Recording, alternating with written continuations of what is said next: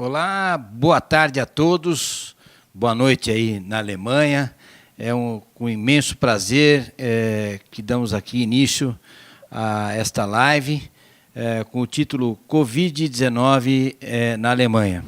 Nós aqui da Universidade 9 de Julho, em nome da reitoria e de toda a diretoria acadêmica, coordenação, professores e alunos, temos a honra de realizar este evento em parceria com a Associação Brasileira dos Magistrados do Trabalho, onde temos aqui a presença honrosa do Dr. Sebastião Tavares Pereira, que é diretor fundador da Associação Brasileira dos Magistrados do Trabalho, e da doutora Sônia Mascaro do Nascimento, que é desembargadora aqui do Tribunal Regional do Trabalho de São Paulo e também diretora da Associação Brasileira dos Magistrados do Trabalho, para receber aqui, com muita honra, o nosso querido vice-presidente do Tribunal Superior do Trabalho do Estado da Saxônia, da Alemanha, o Dr.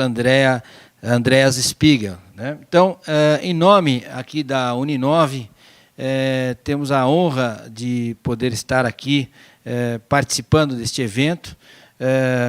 Estamos telepresencialmente, o Dr. Andrés e também com o Dr. Sebastião, e aqui no auditório da Uninove, apenas eu e a doutora Sônia Mascaro, sem nenhum público, exatamente por conta da Covid-19.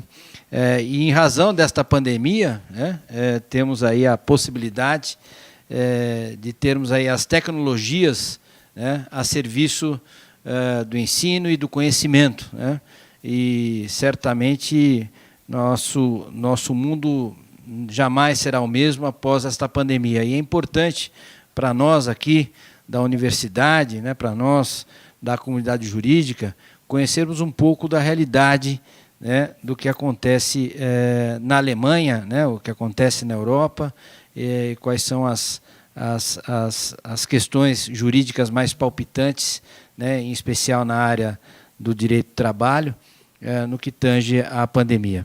Sem mais delongas, já passo a palavra à doutora Sônia Mascaro do Nascimento, coordenadora deste evento. Lembrando que amanhã teremos um outro evento também bastante importante, que daqui a pouco vamos aqui noticiar a todos. E lembrando que esta live é assistida por alunos, estudantes de direito, professores aqui da universidade, por juízes do trabalho, auditores fiscais, enfim, tem muita gente aqui para assistir esta live acerca deste assunto que é bastante interessante, que é a Covid-19 na Alemanha. Com a palavra, então, a doutora Sônia Mascaro Nascimento, que fala em nome da Associação Brasileira dos Magistrados do Trabalho. Muito obrigado. Bom, é um prazer enorme estar recebendo aqui o desembargador Andrés.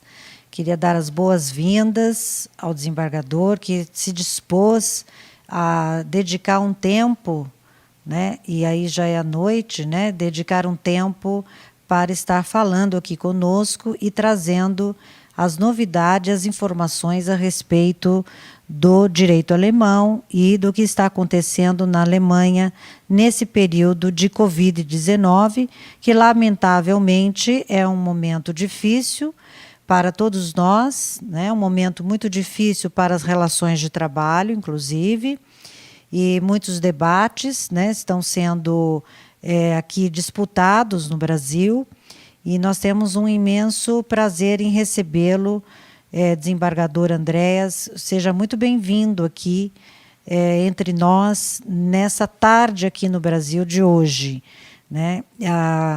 O juiz também, Tavares, eu quero agradecer imensamente por toda a disponibilidade de estar me ajudando, me auxiliando na coordenação deste trabalho, né, de modo muito efetivo. Fez a indicação do desembargador Andréas, vice-presidente do Tribunal Superior do Trabalho do Estado da Saxônia, na Alemanha.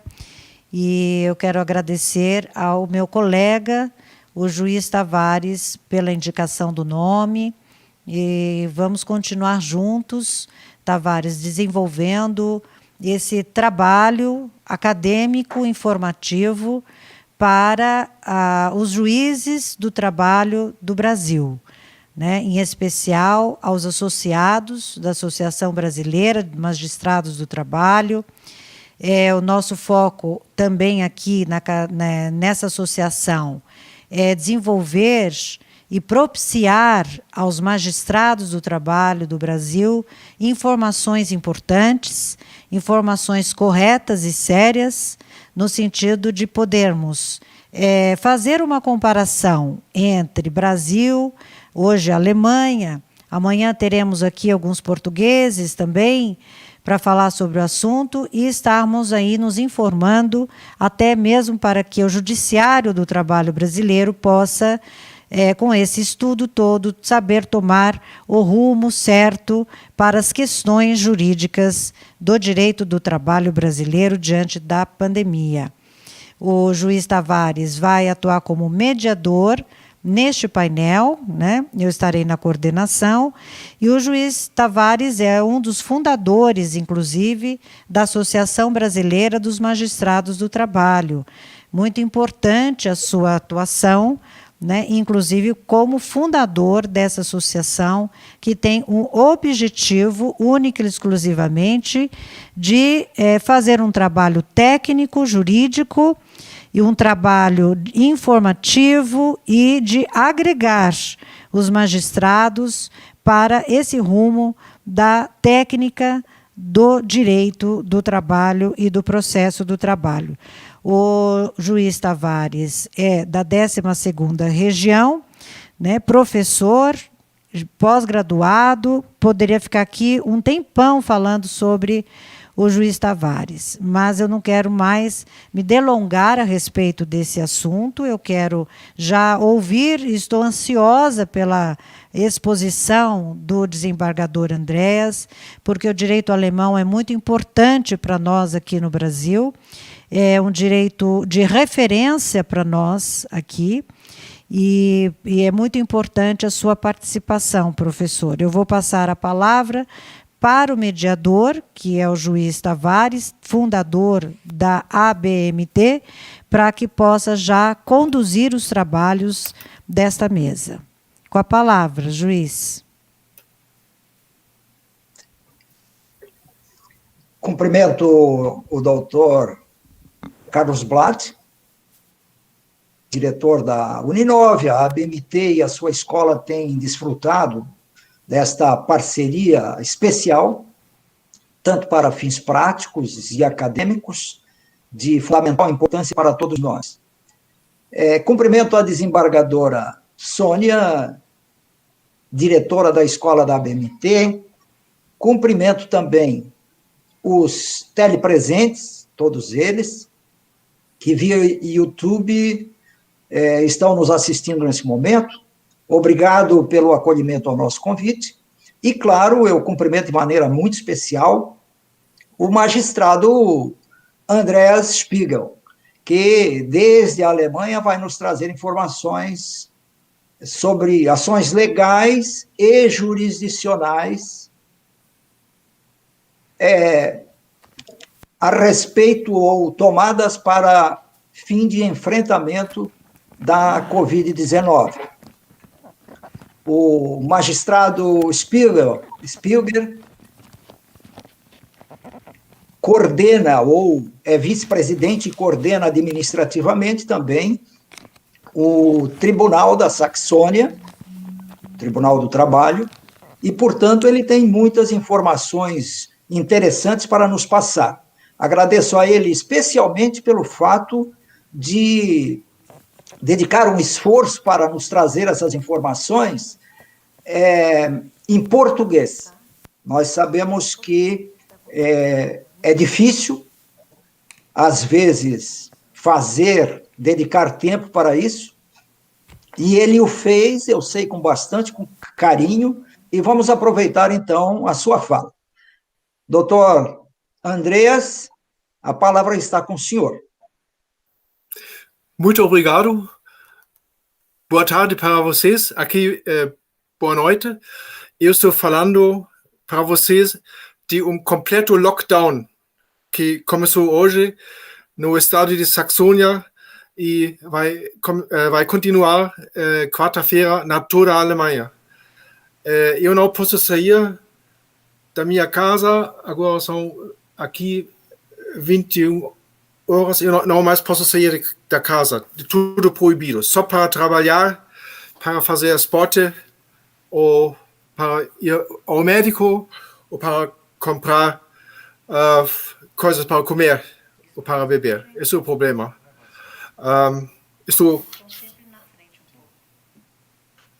Tenho uma cerveja aqui, se for durar muito longo.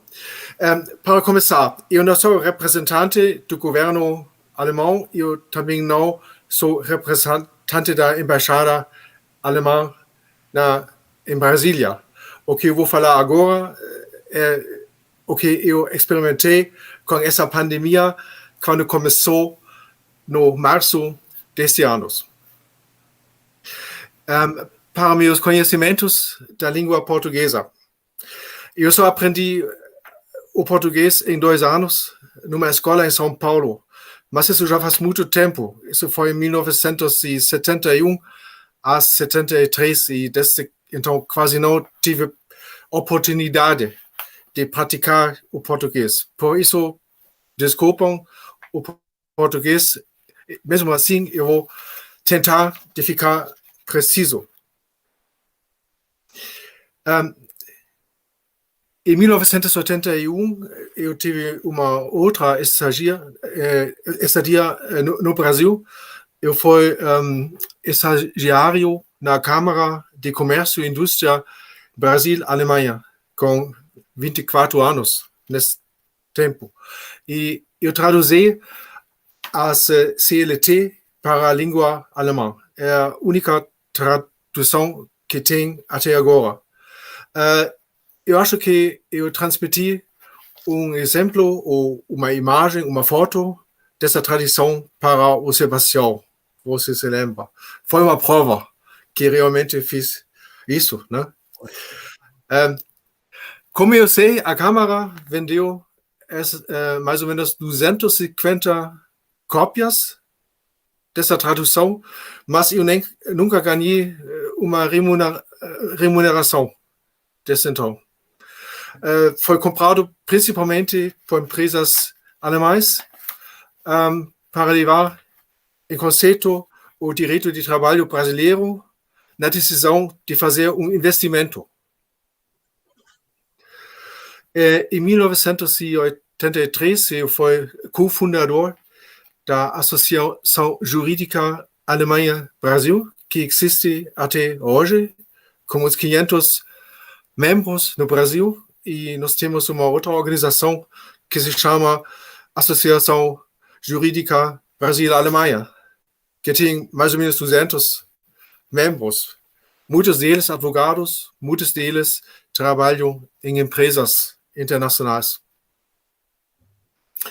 Após meus estudos jurídicos na Universidade de Konstanz, que fica no sul da Alemanha, perto da fronteira com a Suíça, eu comecei a trabalhar como advogado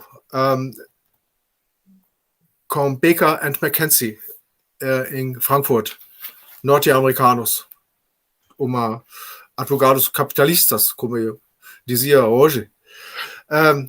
Depois comecei a trabalhar como juiz de trabalho nas cidades de Karlsruhe, Freiburg e depois da reunião da minha pátria na cidade de Dresden e Chemnitz. Eu fui dos juristas que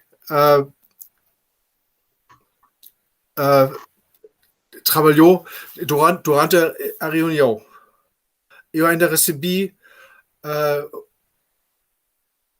empregado na antiga Alemanha Leste.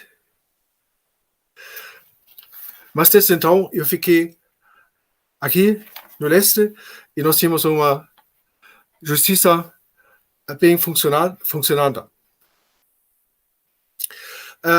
2 anos eu parei de trabalhar como juiz e fui clerk, colaborador de membro do nosso Bundesverfassungsgericht ou Bundesverfassungsgericht, o TST alemão. Eu fui trabalhar com o senhor Herzog. Ele foi presidente da República Alemã mais tarde, Herzog. E vice-presidente do tribunal em Saxônia, eu sou desde 2008.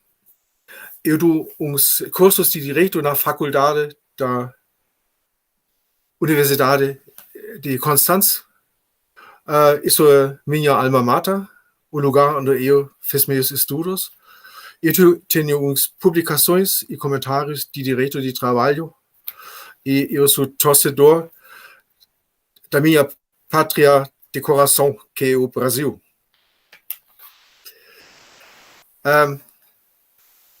Desde a estadia na Câmara de Comércio, eu não visitei o Brasil por mais ou menos 20 anos. 4 anos atrás, eu tive convite pelo TRT para Florianópolis. E lá houve uma palestra do tema a Constituição Alemã e o Direito de Trabalho. O Sebastião deve se lembrar. Foi aqui onde nós conhecemos. E no ano passado, eu fui para Porto Alegre, foi a reunião anual da minha Associação Jurídica Alemanha-Brasil, Porto Alegre.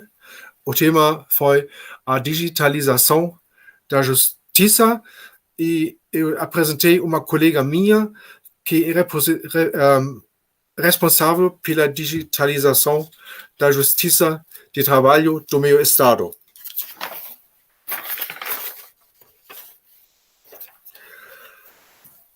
Minhas experiências que eu fiz com a prática durante essa pandemia, como chefe da administração do meu tribunal.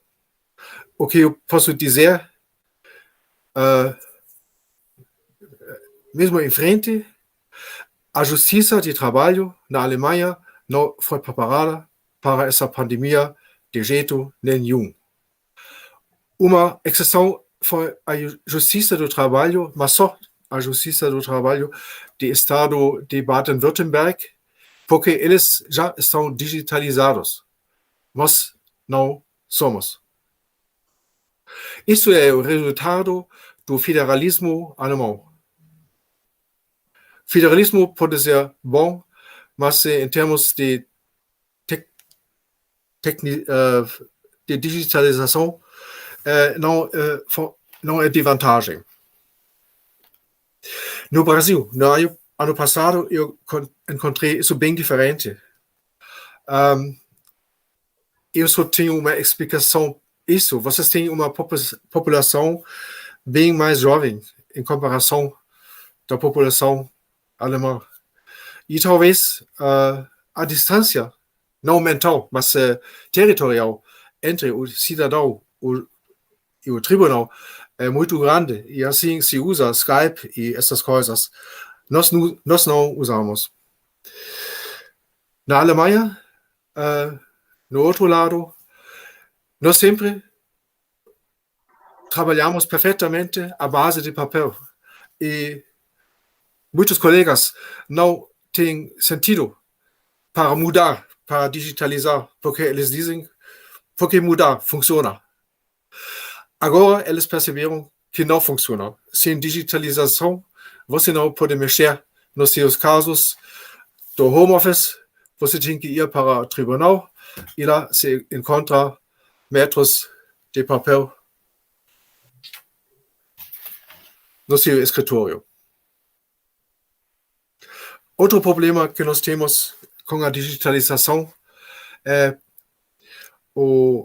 a proteção de dados pessoais, que é bem diferente do que eu conheci no ano passado no Brasil.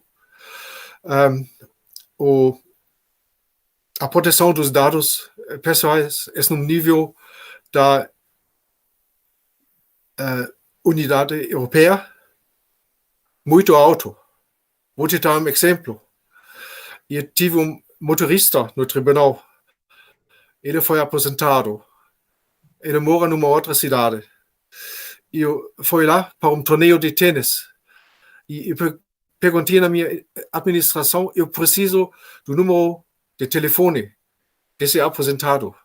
E minha própria administração não me deu, porque eles dizem, você não pode. Ele saiu do serviço, aqui é o fim. Eu só quis tomar uma cerveja com ele, ou duas. Mesmo assim, eu consegui. Mas isso é muito difícil na Alemanha e isso faz problemas com a digitalização. Formalmente, os tribunais na Alemanha não pararam durante a pandemia. Mas isso é só o que o governo diz para fora, para o público. Na verdade, nós tivemos problemas grandes de organizar o trabalho. Começou com os problemas de proteger o pessoal, entre eles os juízes. Tive que organizar home office, se for possível, e não foi possível, porque nós não somos digitalizados. Tivemos que diminuir o uso dos escritórios para que, dividindo os usuários dos escritórios, que faz problemas com os horários de trabalho. E tivemos problemas na minha pátria, bem industrializada, bem organizada, de arranjar meios de proteção, mesmo máscaras e meios de desinfecção. Isso é a prática. E como foi a teoria? Nós ouvimos pouquíssimas alterações no Código do Processo Civil, facilitando reuniões audiovisuais. Mas isso não funcionou. O que falta é a hardware, a técnica. Na cidade de Chemnitz, onde eu moro e onde eu trabalho, uma cidade que tem 300 mil habitantes, só tem uma única unidade para filmar e transmitir vídeos cifrados. Uma única unidade que fica num outro tribunal, numa distância a mais ou menos 4 quilômetros do meu tribunal. Isso é o país organizado do que o Sebastião falou quando fiz propaganda pela apresentação. É o contrário. Nós estamos totalmente atrasados, principalmente em comparação ao Brasil. Nas leis de trabalho, teve nenhumas alterações até agora. A única exceção, ainda em procedimento, são regras para home office.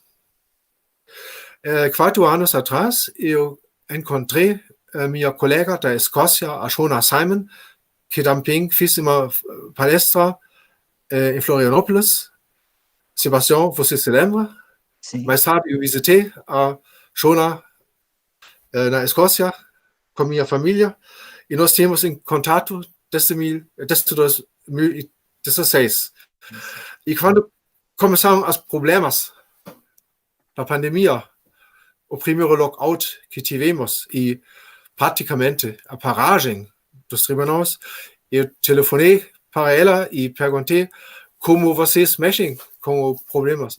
Vocês também têm a possibilidade de fazer home office? E ela diz, ela fala alemão.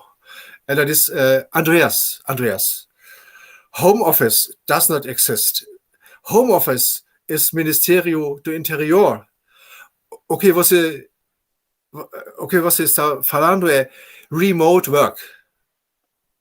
Eles dizem remote work, not home office. Na Alemanha, como toda língua é anglicizada, nós usamos home office como no Brasil. Como eu acho. Sim. Mas essas regras ainda não são implementadas. Houve rascunho do ministro de Trabalho, mas que não foi aceito nem no gabinete. A chancelerin Merkel, ela desistiu. Eles querem a livre decisão das empresas se eles implementam home office ou não. Eu vou falar dos problemas que tem na prática mais tarde. O que nós temos são alterações que não vêm na área do direito de trabalho, vêm na área do direito social. Nós temos uma coisa que se chama, uma palavra alemã bem longe, Kurzarbeitergeld. Kurzarbeitergeld é uma coisa que existe uns 100 anos na Alemanha. Kurzarbeitergeld é uma coisa de, como se diz, subvenção do salário, que vem do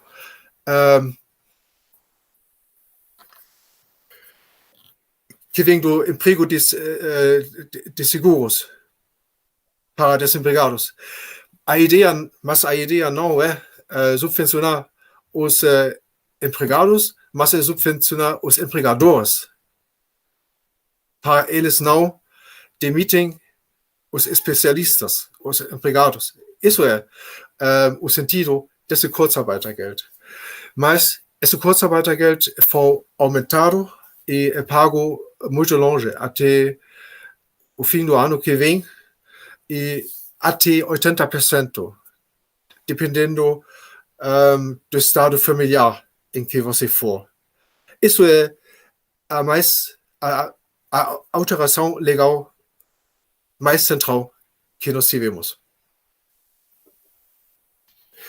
Como não houve alterações significantes nos leis de trabalho, nós temos um problema na Alemanha que é muito velho. Nós temos leis que são também muito velhos. Nós trabalhamos com leis que vêm do começo do século passado, por exemplo.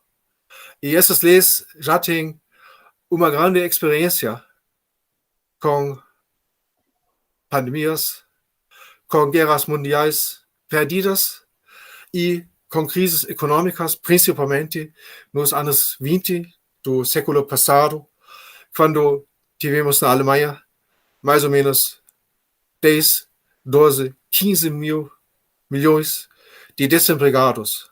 E o resultado, você se lembra da aula de história, foram partidos nazistas e foram os 13 anos de 1933 a 45. Mesmo assim, essas leis ainda são em vigor. E essas leis são os que temos os tribunais aplicar. O problema é, nós não temos uma CLT. Nós só temos essas 60, mais ou menos, leis regulando casos especiais. Assim, o que se precisa são as sentenças dos tribunais de trabalho. Os tribunais de trabalho, eles fazem o CLT das 60 leis. São os tribunais de trabalho que são ouvidos na prática, não os leis. Isso faz, às vezes, problemas se você não tem uma solução na lei para problemas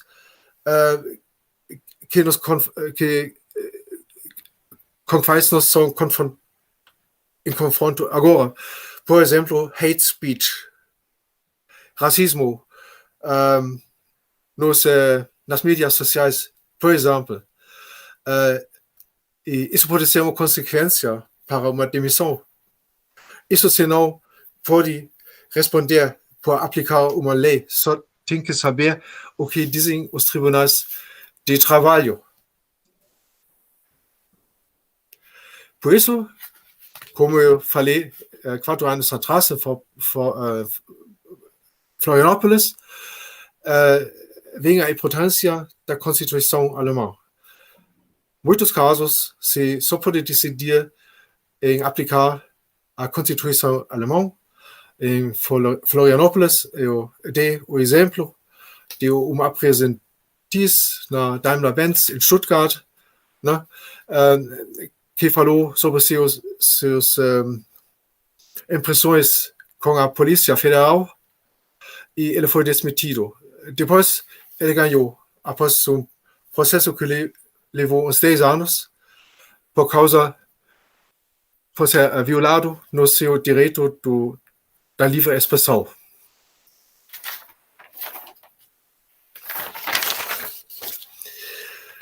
Agora temos que falar dos maiores problemas jurídicos que nós temos que resolver nesses dias. E os primeiros casos já vêm para os tribunais, como se pode achar. O Kurzarbeitergeld ainda ajuda que os empregados não são demitidos por causas econômicas. Mas isso vai começar, é previsto para o ano que vem, março ou fevereiro. Os exemplos da prática. Quem leva o risco de perder o salário durante a pandemia? Como se chega para fazer alterações no horário de trabalho? Como se pode alterar o lugar de trabalho para implementar mobile work ou home office? Tem a obrigação de trabalhar, mesmo enquanto se leva o risco de ficar doente pela Covid-19. Quem tem que pagar os custos de meios de proteção e de testes e do home office, por exemplo, e quem leva o risco de perder o emprego. Vamos começar com o primeiro tema, o risco de perder o salário. No lei do direito de trabalho na Alemanha é bem claro o risco de não trabalhar e mesmo pagar o salário leva o patrão, não o empregado. Isso também é em vigor na pandemia. Não tem alterações. É uma lei que é em vigor desde 1900, no Código Civil alemão, que não tem alterações nesse ponto desde então.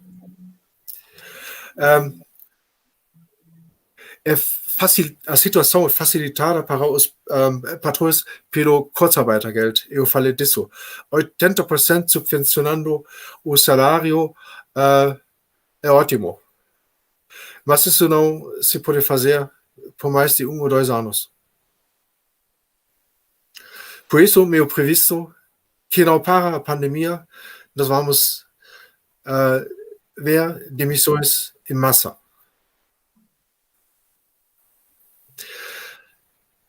alterações do horário de trabalho. Isso é muito difícil. Eu tive o mesmo problema como cabeça da administração do meu tribunal. Eu sou também responsável por 6 outros tribunais. São mais ou menos 450 homens. E aí, você tem que achar alterações que combinam com os interesses com o pessoal. A maioria tem famílias e muitos têm crianças. E durante o lockdown não teve a possibilidade de trazer os filhos para a escola. As escolas pararam de trabalhar. E agora, hoje, fecharam de novo. Quando eu vim do trabalho, agora, eu vi uns 10 crianças lá fora, na rua, basquete ou alguma coisa, com os pais deles. Você tem que organizar o horário de trabalho. E como você faz se não pode fazer isso como patrão?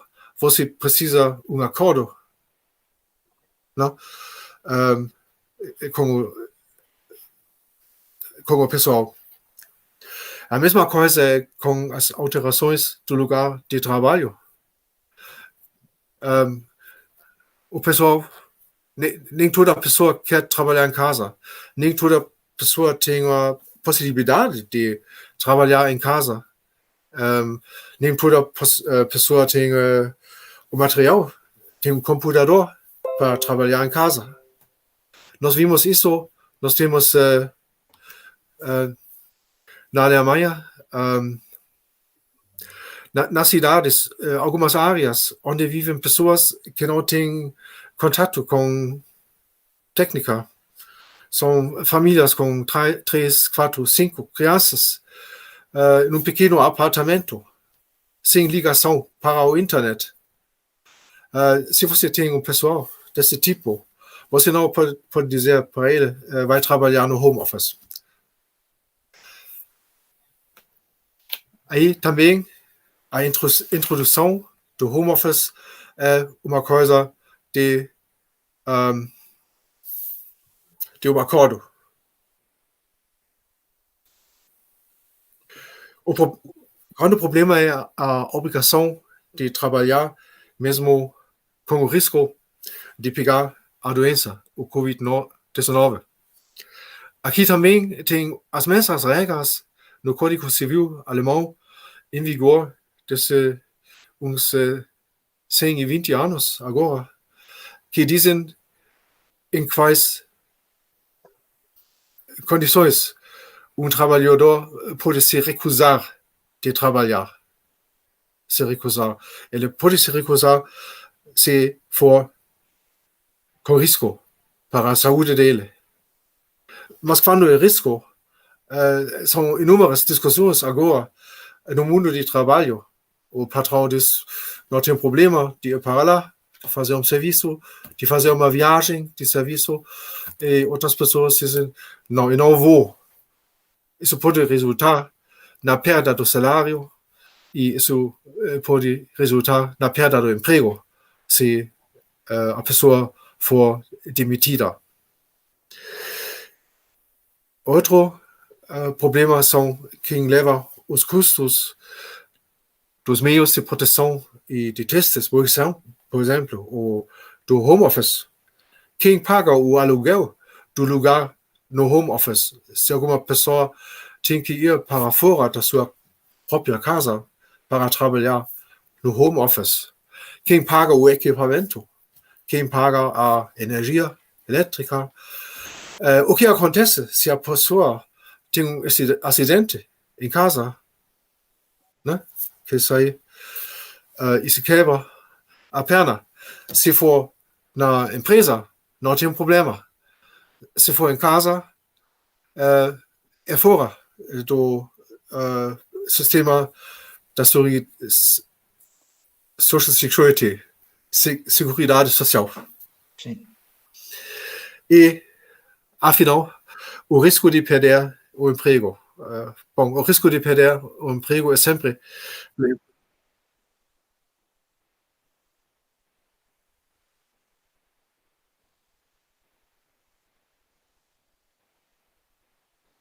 Opa. Eu não ouvi. Desculpe, professor, houve uma interferência aí, o senhor pode continuar.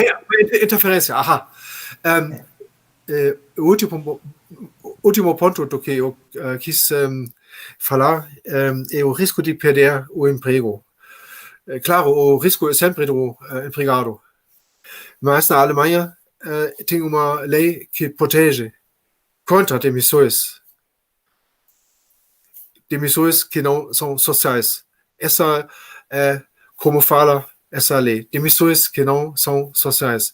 Mas demissões podem ser sociais que o patrão não tem trabalho. Quando ele fecha a fábrica. Isso é o problema.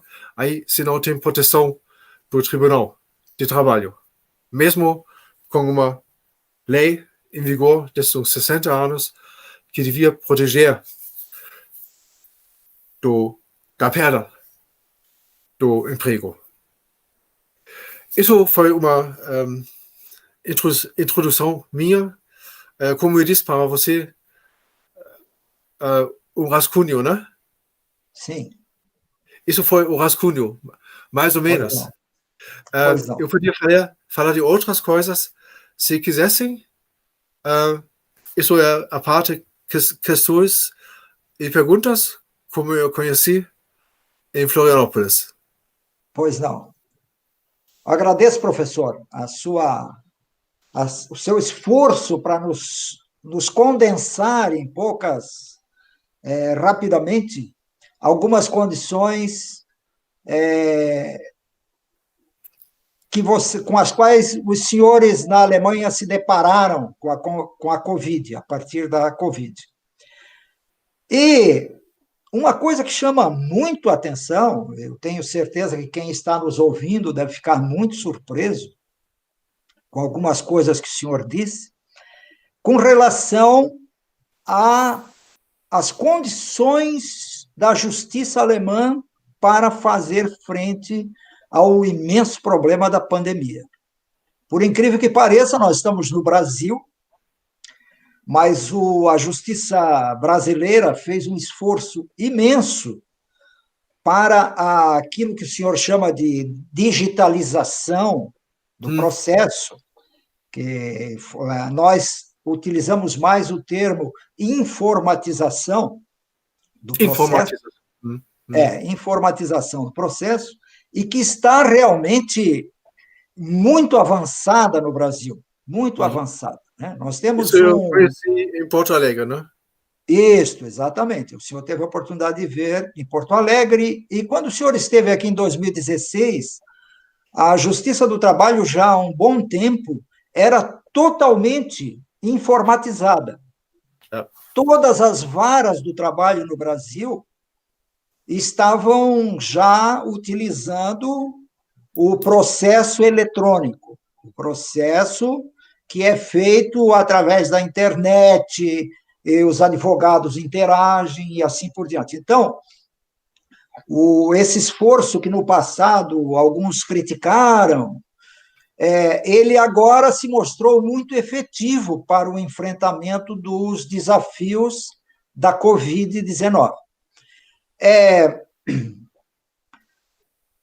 Na realidade, nós tivemos uma relativa facilidade para migrar o trabalho para fora. E, claro, tivemos os problemas que os senhores tiveram também na Alemanha, com relação à alocação das pessoas, a fazer o trabalho a partir de casa e assim por diante. Né? Mas, de uma maneira geral, a evolução aconteceu. A migração de um tipo de trabalho centralizado para um trabalho descentralizado, usando essa infraestrutura que nós já tínhamos, ela aconteceu de uma maneira assim, sem muito trauma. Tivemos alguns tribunais, inclusive... Deixa uma pergunta. Pois não. Você já é juiz aposentado, como eu sei, mas seus colegas, quer dizer, eles vão trabalhar. Exatamente, eles trabalham, não, os colegas, eles trabalham a partir das suas casas. Mas Eles como fazem audiências a partir de suas casas. mesmo assim, nós temos o processo eletrônico. Por exemplo, amanhã eu vou ter uns 5 processos, mas ao vivo. Quer dizer, aí vem 2 partes, cada lado, 2 advogados, 4 pessoas, 3 juízes. Sei. Isso é possível fazer eletronicamente. Tudo isso é feito eletronicamente. Também. Hoje, por exemplo, aqui da minha casa, a desembargadora participou de uma sessão do tribunal. Todos os desembargadores estavam distantes, eram todos eles telepresentes. As sustentações orais aconteceram à distância, os advogados entraram a partir dos escritórios deles. E no caso do primeiro grau, onde se tem naturalmente a ouvida de testemunhas, ouvida de partes, tudo isso é uma parte mais desafiadora, mas que também foi enfrentada. Então, a parte vai ao escritório do advogado, ou ela faz a partir da sua casa, quando tem possibilidade, e os processos continuaram normalmente. Tivemos até alguns tribunais que apresentaram ganhos de produtividade nesse período. Produziram mais do que produziam com as audiências presenciais. Na Alemanha, tive no máximo 5 ou 10 colegas que usam essas medidas que foram tomadas no Código do processo civil. Sim. 5 ou 10 colegas. Doutor Spiegel. Doutor Andreas, né? Para você. Sim. Doutor Andreas, o senhor mencionou que algumas dessas condições para o home office agora durante a pandemia precisavam ser acordadas entre as partes. Até agora. Neste caso, os senhores, o direito alemão exige a participação de uma entidade sindical na configuração desse acordo ou não? Ou o acordo é individual mesmo, empregado e empresa? É um acordo entre o patrão e o empregado, mas nós temos alguns acordos coletivos, como nós chamamos, que são combinados entre sindicos?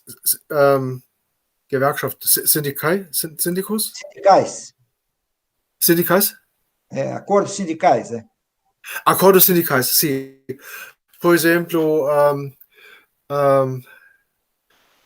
empresas de grande tecnologia, IBM, ou Bosch, ou Telecom, eles têm esse tipo de acordo e eles também têm problemas com esses acordos, porque quando a pandemia baixou pouco no mês de junho, eles queriam retirar o pessoal do home office, mas o pessoal foi tão acostumado a trabalhar em home office que nós agora temos uns casos e temos que decidir que eles têm que voltar para a empresa. Sim.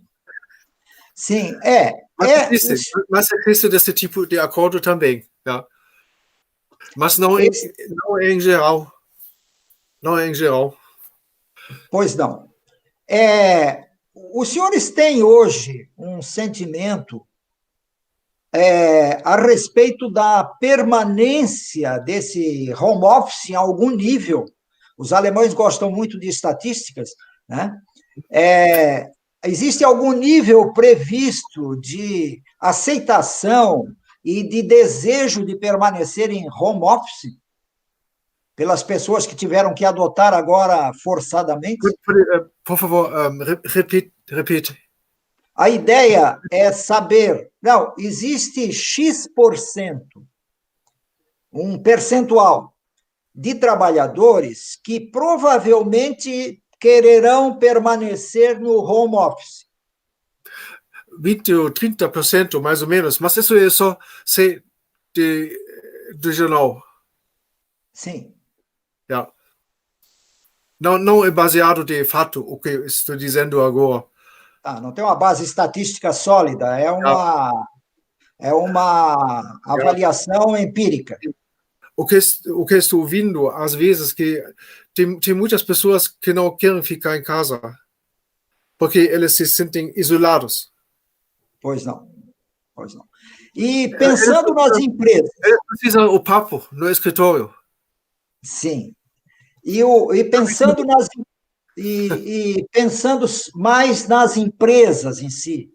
As empresas têm a possibilidade de saber se as empresas preferem ou vão preferir a manutenção do home office ou não. Isso é O que eu percebo é que a maioria das empresas quer manter o home office e eles podem economizar os escritórios. Sim. Escritórios que são bem custosos no centro das cidades. Pois não. Eu não sei se a doutora Sônia gostaria de fazer algum comentário, fazer alguma pergunta ao nosso expositor? Tavares, eu estava até tentando intervir aí na conversa de vocês, né? Porque me chamou bastante atenção o fato que o home office é realmente um tema importante, não só no Brasil, né? Mas em outros países, eu acho que no mundo inteiro nós estamos vivendo essa questão do home office. E aqui no Brasil, inclusive, né, apesar de nós chamarmos informalmente de home office, o nome técnico, né, da nossa legislação, que está no artigo 6º da CLT, é o trabalho em domicílio, né? Então, tecnicamente, trabalho em domicílio, né? Informalmente, popularmente, o home office, né? Então, isso é importante dizer porque a nossa legislação ela regulamenta, de uma certa forma, o teletrabalho e também o trabalho em domicílio. Então, nós já temos uma aqui... lei de teletrabalho? Desculpa. O nosso home office, o nome do home office aqui é chamado trabalho em domicílio. Técnica pela lei, pela nossa legislação, trabalho em domicílio é o home office. As pessoas Quer dizer, você tem uma lei regulando o home office? Nós temos no Brasil. A nossa consolidação das leis do trabalho, a CLT, ela traz artigo sobre teletrabalho e outro artigo especificamente sobre trabalho em domicílio, que é o nosso home office, né? Como é na Alemanha o home office, aqui também as pessoas falam home office, mas tecnicamente, pela nossa legislação, é o trabalho em domicílio. Então, nós temos,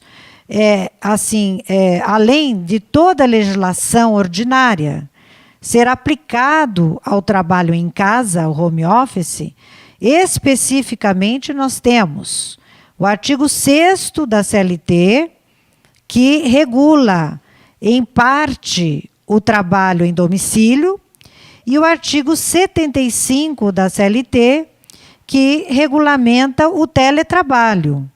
Então, aplica-se o artigo 75 e o artigo 6º, vez que home office ou trabalho em domicílio é uma espécie de teletrabalho, né? Então, nós consideramos o teletrabalho como um gênero e o trabalho em casa, o home office, como uma espécie, é o local de trabalho. Então, nós temos uma regulamentação específica. O artigo 75 e o artigo 6º da CLT tratam do assunto. E esses itens que o desembargador Andrea nos trouxe aqui hoje, nós temos regulamentado no Brasil. Tá? No artigo 75 da CLT, regulamenta vários desses itens. Né? Por exemplo, desembargador, a questão da responsabilidade ou custo da infraestrutura e dos equipamentos em home office, que foi uma questão que o doutor trouxe para nós, né, aí do direito alemão, e o nosso artigo 75 regulamenta essa questão e diz que a infraestrutura e pelo home office, né, os equipamentos devem ser previstos em acordo. Então, é matéria de acordo. Tá? Acordo individual e também pode ser o acordo coletivo. Tá? Posso adicionar? Sim. Nós também temos uma lei que se chama Lei da Teletrabalho, como se diz? Teletrabalho. Teletrabalho. Temos também, mas isso regula normas técnicas. Ele não diz quando for introduzido o home office. O acordo é o primeiro o que tem que ser feito. E só depois disso tem umas regras do teletrabalho. Mas a ideia do nosso ministro de trabalho é que o trabalhador ganhe o direito contra o patrão de implementar home office. Para não mais ser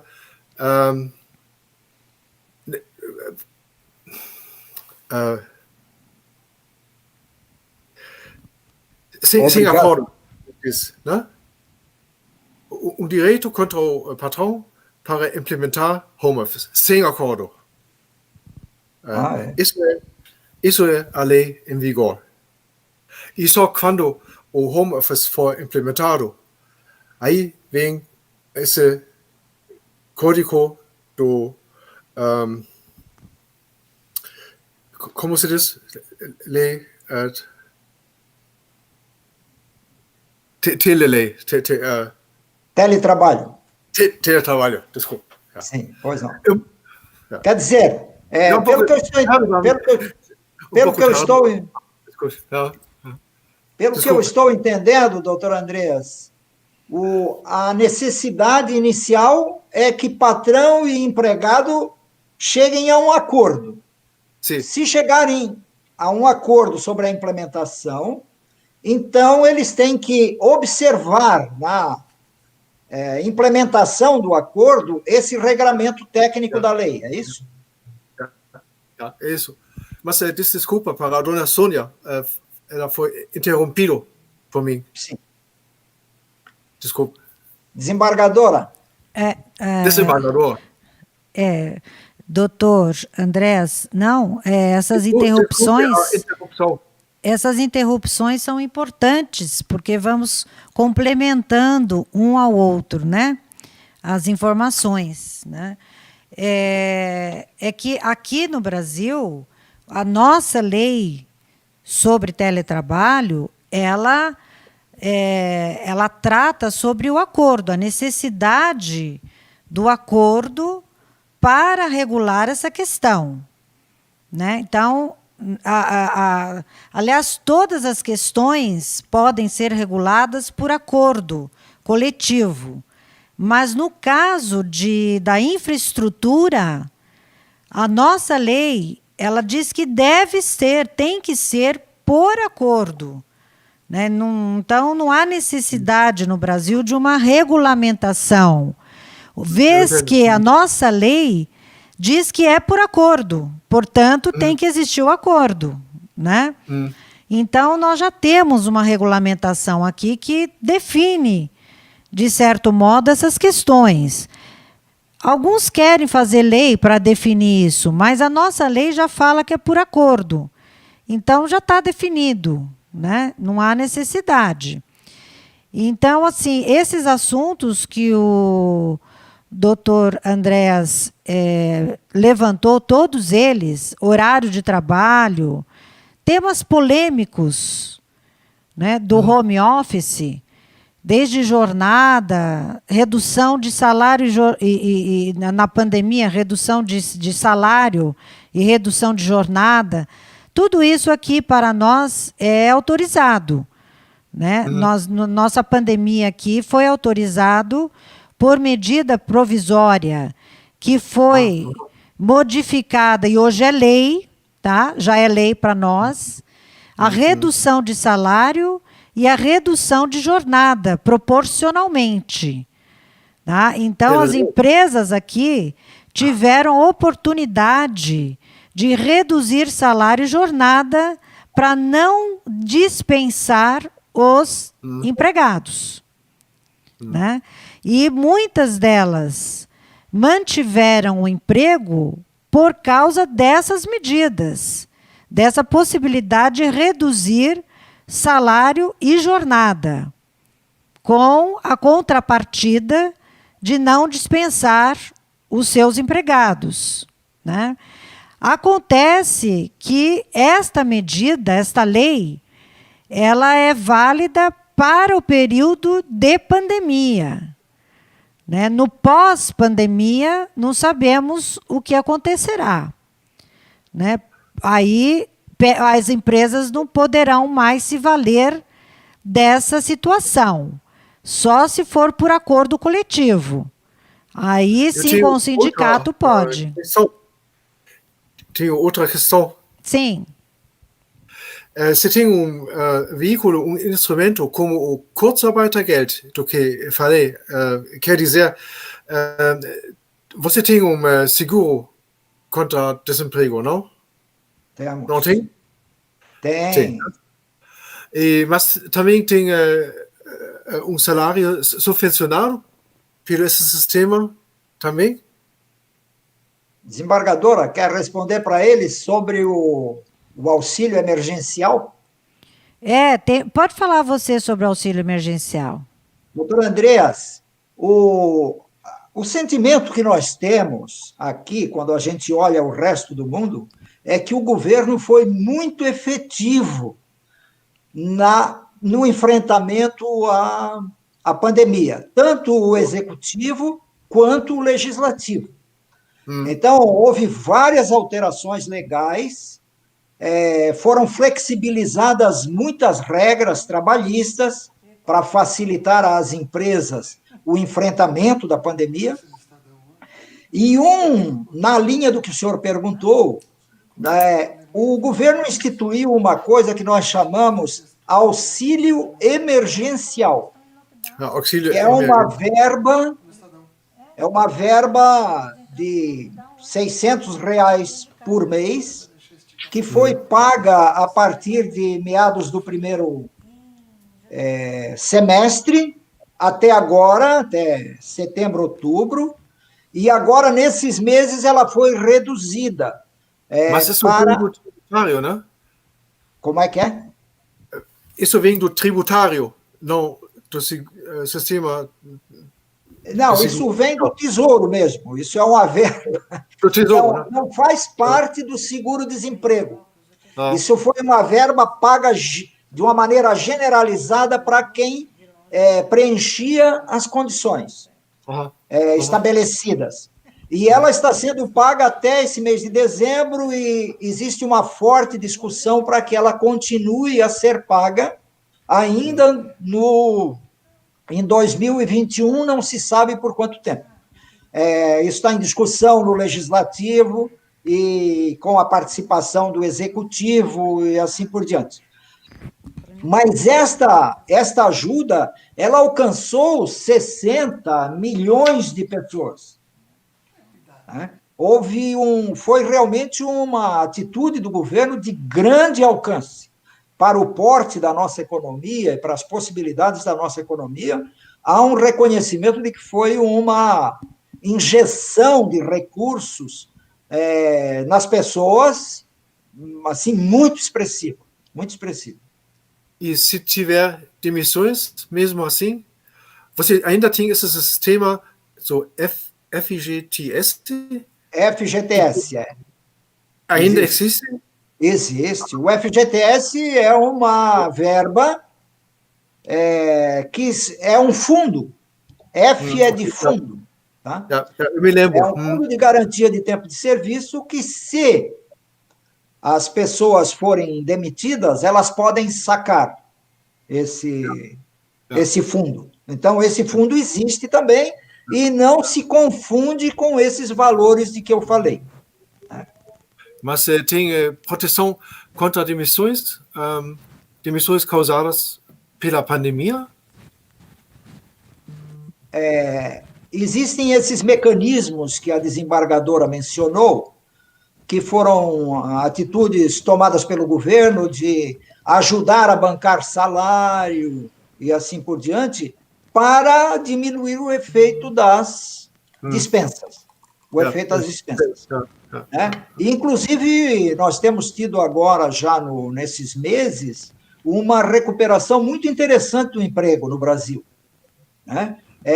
Se fala, e aí é claro que existem controvérsias, mas se fala que a gente chegaria ao final desse ano com um nível de emprego zerado.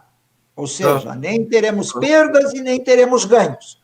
Mas não haveria uma consequência assim, muito drástica da pandemia em termos de empregos. Embora no Brasil nós tenhamos que levar em conta, desembargador, que a gente tem uma massa muito grande de pessoas desvinculadas de emprego formal. Né? É uma massa imensa que é superior à dos empregados. E que foram as pessoas que foram principalmente atendidas por essas verbas emergenciais. Não sei se a desembargadora quer apresentar alguma coisa. Sim, o Tavares, doutor Andrés, aqui no Brasil nós temos um índice muito grande de trabalhador autônomo, né?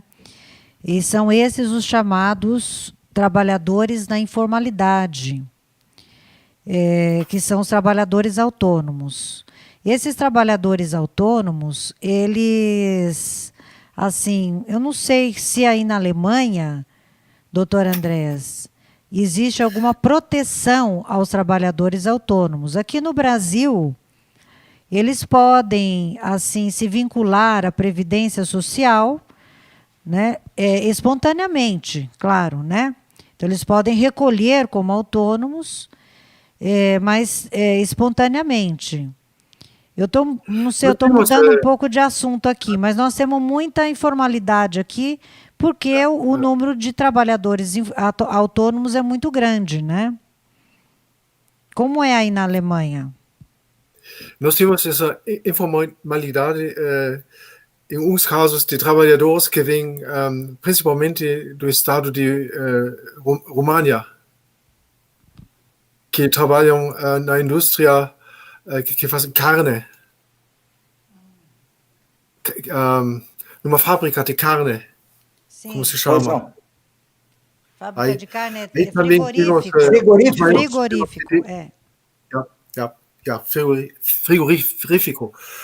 São trabalhadores que vêm.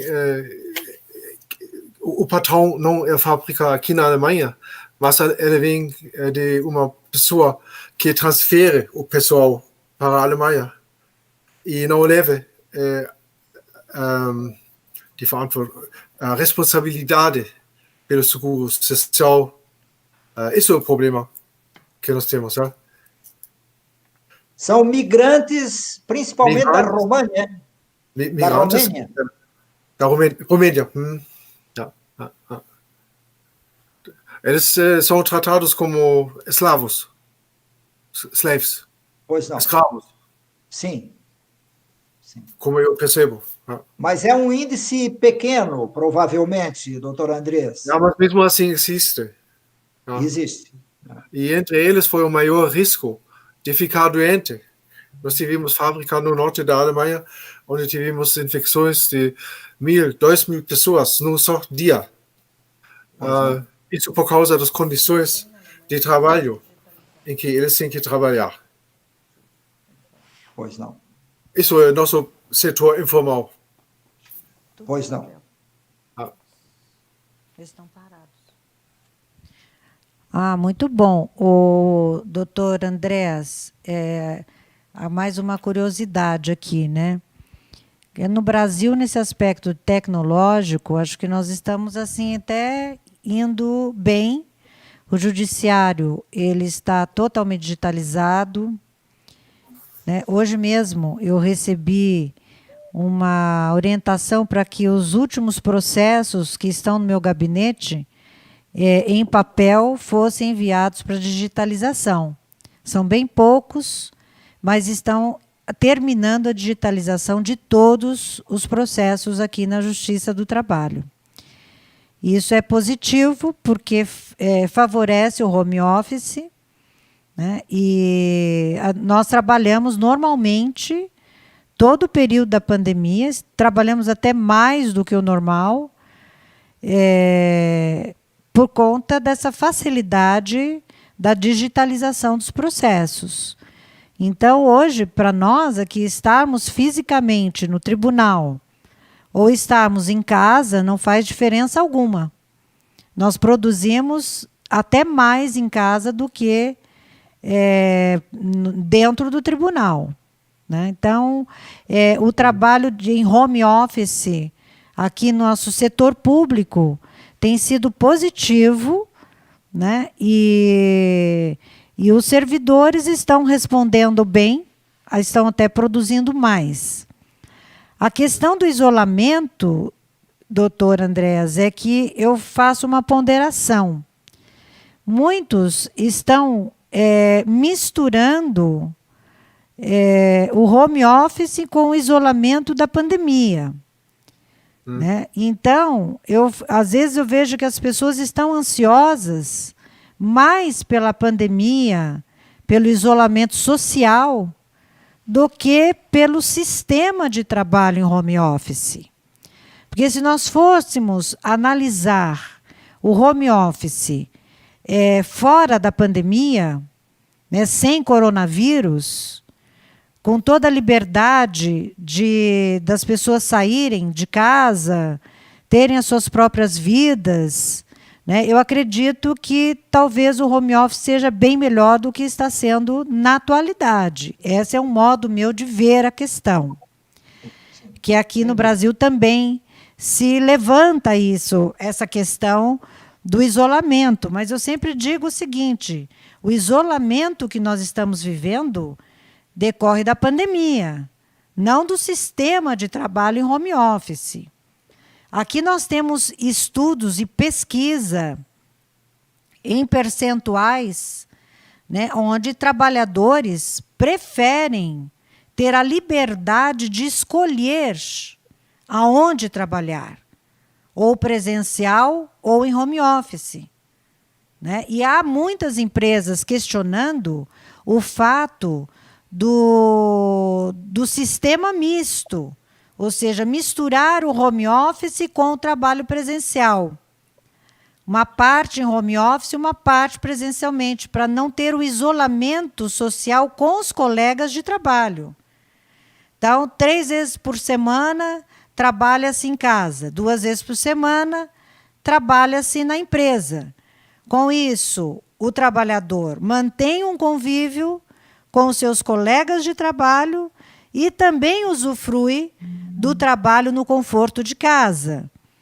Então, eu estou assim observando que muitas empresas estão interessadas no sistema misto, em home office e presencial, né? E os trabalhadores estão preferindo a liberdade de escolher a forma de trabalho, quando o setor pede isso. Então, eu acho que o home office ele é positivo, tanto para a empresa quanto para o trabalhador, desde que ele seja livre e seja dentro dos parâmetros normais na sociedade, não no momento de pandemia como nós estamos vivendo, onde nós estamos sendo obrigados a estar em casa. Não é uma opção, é uma obrigação, né? E o home office não é uma obrigação, ela é uma opção. Aqui no Brasil ela é uma opção, depende da concordância do trabalhador trabalhar em home office, né? A empresa não pode impor a ele e obrigá-lo a isso.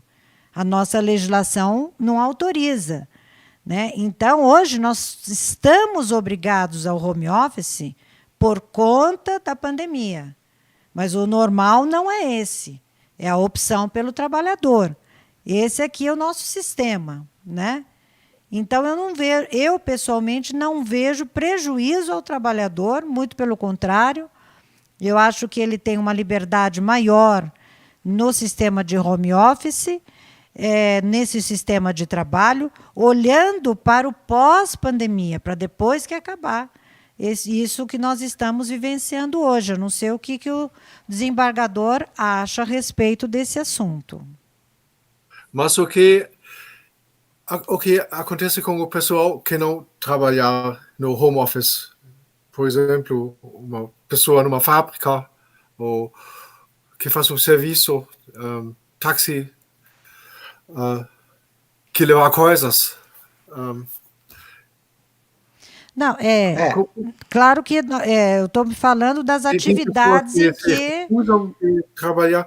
Como eu falei, nós temos alguns casos com pessoas que se recusam de trabalhar pelo risco de ficar doente. Se devem, aqui no Brasil tem que ter a mesma coisa, não?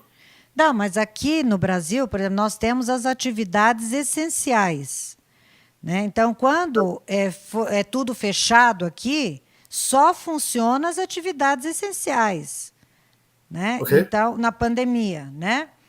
Então, o setor de saúde, por exemplo, continua em funcionamento desde o início, né? Farmácias, né? Supermercados. Essas atividades essenciais, elas continuam na atividade, né? Não há como fechar as atividades essenciais. Então, o home office, na pandemia, ele é utilizado para as atividades não essenciais, né? Agora, as atividades essenciais que exijam a presença do trabalhador, aí não é incompatível com o home office. É incompatível. Não tem como se fazer home office em atividades incompatíveis com o modelo de trabalho, né? Por exemplo, um supermercado, o caixa de supermercado, né? Aqui nós temos o caixa físico ainda. Nós não temos no Brasil um sistema de caixa virtual, pagamento virtual.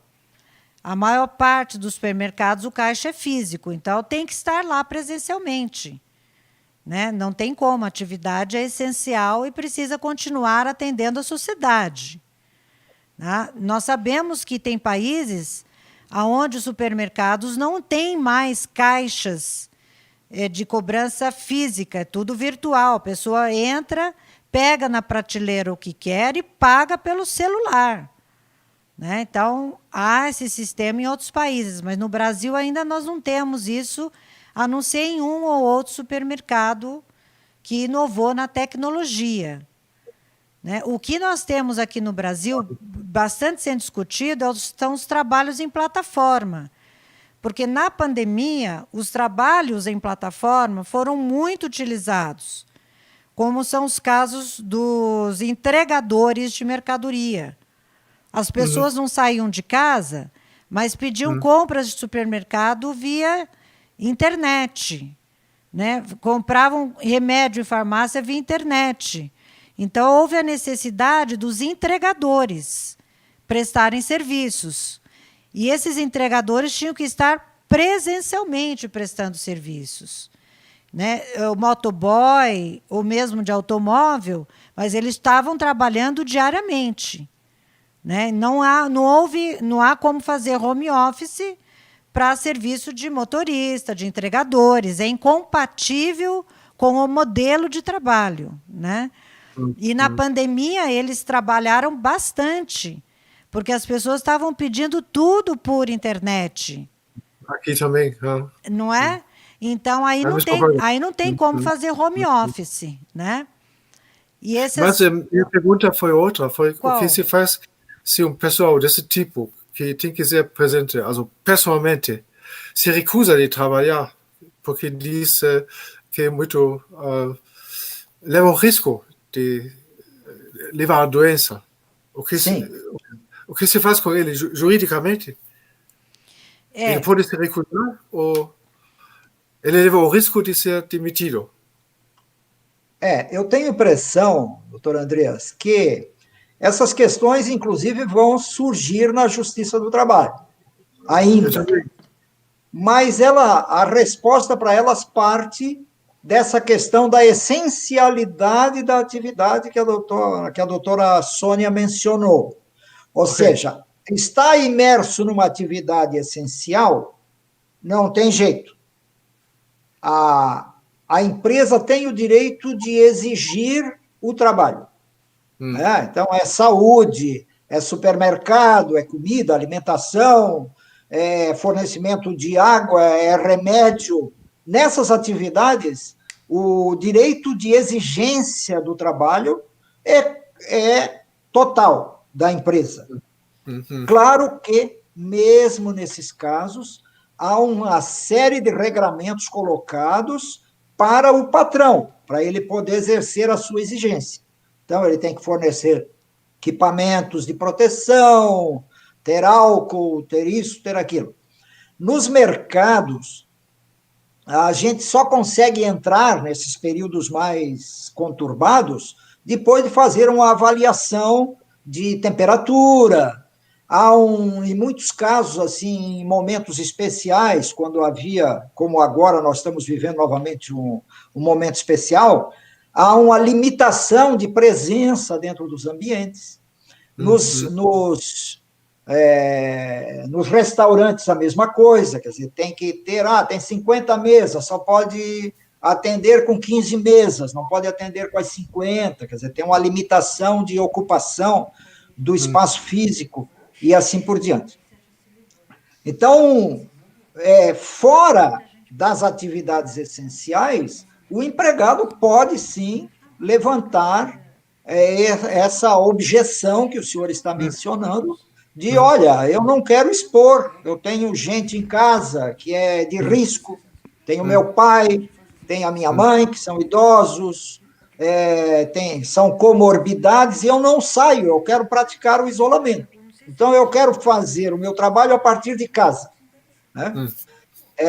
Isso eu acho que ainda vai ter muita coisa na Justiça do Trabalho chegando para ser resolvida, e tenho a impressão que a jurisprudência vai se direcionar por uma tentativa de conciliação dos interesses aí. Mas, sem dúvida, a pandemia tem sido considerada uma excludente de responsabilidade muito grande, muito forte, a ponto de, por exemplo, prevaleceu na nossa justiça o direito de o Estado fechar a empresa e o patrão tem que pagar a indenização pelo desaparecimento do posto de trabalho do empregado, né? Dentro daquela linha do risco do negócio, o do patrão.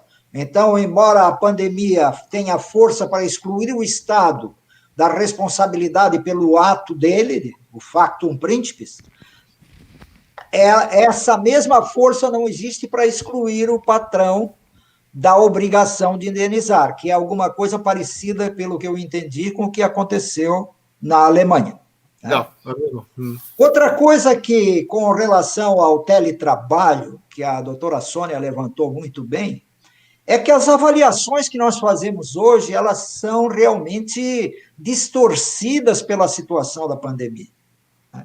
A pandemia nos forçou a ir para uma situação de home office, mas nós não temos condições de avaliar isso adequadamente, porque numa situação normal, as pessoas sairiam à noite, as pessoas sairiam a hora que quisessem, fariam seus intervalos, não teriam as crianças em casa o dia inteiro, elas estariam nas escolas.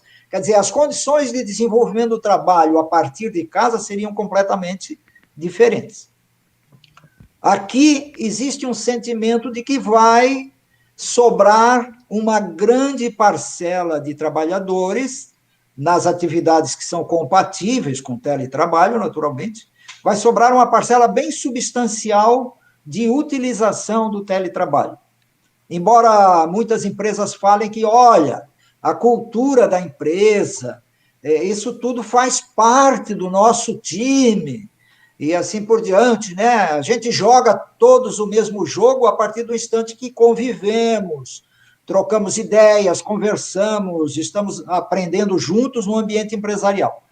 Mas eu tenho a impressão que isso vai dar uma evoluída muito grande no home office, aqui no Brasil, pelo menos. Seria bom falar disso ano mais tarde e saber como se desenvolveu a situação. Sem dúvida, sem dúvida. O senhor mencionou uma outra coisa, não sei se temos tempo ainda, desembargadora. Temos tempo, sim. Podemos falar um pouquinho mais? Pode falar um pouquinho mais. Doutor Se você André, tiver assunto aí para explorar, vamos lá. O senhor mencionou um aspecto extremamente interessante. Nós estamos vivendo no Brasil a aprovação da nossa Lei Geral de Proteção de Dados, que se espelha muito na legislação da União Europeia para essa área. Eu sei. Né? E é interessante que nós, por força de uma interpretação muito ampla do princípio da publicidade, nós temos muito pouco cuidado com os dados que são levados aos tribunais, aos processos, para deslindar os casos. E eu não sei se eu entendi corretamente ou não, mas eu entendi que na Alemanha os senhores são muito ciosos disso. Quer dizer, o dado está posto no processo para o juiz resolver o caso, para o tribunal resolver o caso, e não para ser publicizado amplamente, quem quiser ter acesso àquilo, e assim por diante. É isso mesmo? Os senhores são muito zelosos nesta proteção daquilo que é fornecido à justiça? Dados de testemunhas, os próprios depoimentos, dados de empregados, dados das empresas e assim por diante? Demais. É uma proteção de um nível muito alto que às vezes não mais entendo. Sei. Mas o senhor separa as coisas ou o processo está cercado desse cuidado, ele como um todo? Ou seja, qualquer coisa que chegue ao processo deve ser voltado ao cumprimento da finalidade dentro do processo e não à publicização. É isso mesmo. É isso? Pois não. Ô, Tavares. Doutora Sônia, da minha parte, eu acho que sim, então, já exploramos demais o doutor Andreas, né? Exploramos demais, né? Muito importante tudo o que ele trouxe de informação para nós. Eu quero dizer a você que nós estamos aqui já com a presença do outro diretor, né? Que inicialmente nós contamos com a presença do diretor Blatt. Agora nós estamos contando com a presença do diretor Augusto Rossini, tá? Ele é o diretor-geral dos cursos de Direito aqui da Uninove. Então, ele está aqui conosco, ele vai fazer o encerramento, então, né? Eu acho que os debates sobre esse tema da pandemia na Alemanha e no Brasil, acho que nós cercamos, né, genericamente, né? E deixamos aí como mensagem a importância do tema home office, teletrabalho na pandemia. Eu acho que esse é o tema principal, né? E eu queria agradecer imensamente aí a presença do desembargador, doutor Andréas. Muito obrigada pela sua participação. A escola da Associação Brasileira dos Magistrados do Trabalho está à sua disposição, doutor Andréas, para que o senhor venha a colaborar aqui conosco e informando a magistratura do trabalho brasileira a respeito das inovações, ou pelo menos das coisas que acontecem na Alemanha, e nós possamos fazer uma comparação aqui com o nosso direito brasileiro, né? Então, eu queria agradecer demais. Sim, professor. Se podia ser fisicamente, seria melhor. Quem sabe chegaremos lá, não? E em breve, deixa passar toda essa pandemia. Vamos combinar. Se bem que eu creio que com essa tecnologia toda, né, e essa facilidade das reuniões telepresenciais, virtuais, eu creio que isso veio para ficar, viu, doutor Andréas? Eu acho que o setor de ensino vai aproveitar muito isso para um intercâmbio mais rápido, né, e entre os países, né? Então, acredito que o ensino EAD ele vai ser mais ativado depois da pandemia, né? Foi muito importante. Você veja quantas pessoas nós não conseguimos ouvir durante a pandemia por conta das exposições e das palestras telepresenciais. Então, acho que vai ser importante contarmos com eventos presenciais, mas telepresenciais também. Nós estamos aqui à sua disposição, tá bom? A ABMT, a Uninove, eu falando já em nome da Uninove, estamos aqui à sua disposição. Eu quero agradecer demais a sua presença. Nós aqui também estamos à disposição para colaborar aí com informações naquilo que for necessário aí para o direito alemão. Agradeço imensamente ao mediador, o meu colega, fundador da BMT, o juiz Sebastião Tavares. Obrigada por todo o trabalho que você fez, por ter intermediado esse contato com o doutor Andréas. Muito proveitoso, viu, juiz Tavares? E obrigada por ter você como um parceiro aqui na escola da Associação Brasileira dos Magistrados do Trabalho. E para o próximo ano vamos ter muitos projetos de informação para os magistrados com o fim de colaborar com o ensino e o aperfeiçoamento das decisões da Justiça do Trabalho. Eu vou passar a palavra agora para o diretor Rossini, para que faça o encerramento e os agradecimentos em nome da universidade. Aqui ainda é boa tarde, quase boa noite. Eu quero, em nome da Universidade 9 de Julho, em nome dos reitores, doutor Eduardo Storópoli, e de sua esposa, Maria Cristina Storópoli, dizer da nossa grande satisfação aos nossos convidados, de tê-los aqui conosco, tê-los com os nossos alunos. Não sei se o colega Blatt, ao me preceder, ele falou dos nossos números. Hoje nós temos algo em torno de 180 mil alunos. A Faculdade de Direito, os cursos jurídicos, dos quais tenho a honra de dirigir, temos algo em torno de 12, 13 mil alunos. Então, é um motivo de muita satisfação, muito orgulho tê-los conosco. Ouvir o doutor Andréas, o desembargador Andréas, lá de Alemanha, né? Hoje, esse momento deve ser madrugada, não é? Madrugada adentro, é motivo para que a nossa gratidão seja maior ainda. Esses conhecimentos todos, nós que pegamos mensagens vindas da mídia, não é? Informações que nem sempre podem vir ela inteira. Então, ouvi-lo como a situação aí está, quais são as soluções que os alemães e que os senhores encontram no cotidiano é fundamental para nós. Não é? E também falarmos como nós estamos também solucionando os nossos problemas. Não é? O Brasil também é um celeiro de oportunidades para estudos, é um país continental, e cada região, com a sua peculiaridade, tem muito a oferecer. Então, essa troca de informações é a riqueza que os nossos alunos recebem, que aqueles que nos assistem recebem.